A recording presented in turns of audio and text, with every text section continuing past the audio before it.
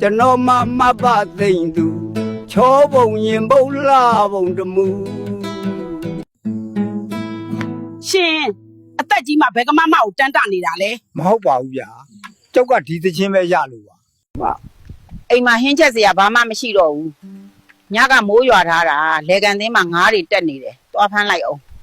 မတော်နိုင်ဘူးငါကဒီအိမ်ရဲ့အိမ်ထောင်ဦးစီးกว่าငါ့ကိုဓာခိုင်းဟိုကိုင်းမလုပ်နဲ့ငါမှလည်းအနားယူပိုင်ခွင့်ရှိတယ် ဗျာ အေးလှုပ်ချင်လှုပ်မလှုပ်ချင်နေညနေကျရင်တော့ထမင်းအဖြူပဲစား ဘာပဲပြောပြောမိမကိုချစ်တော့လဲခိုင်းတာလောက်ရတာပေါ့ကျွန်တော်မှမတ်ပါသိမ့်သူချောပုံရင်ပုံလှပုံတမူဟော ကိုကြီးရှာလာတဲ့ငါးတွေလေအများကြီးပဲကိုကြီးကိုဒီနေ့ငဟင်းစီပြန်ချက်ကျွေးမယ် မိမတွေများသူတို့ခိုင်းတာလေးများလုပ်ရင်ကိုကြီးနဲ့နေတာပဲ မဟုတ်ပါဘူးတော့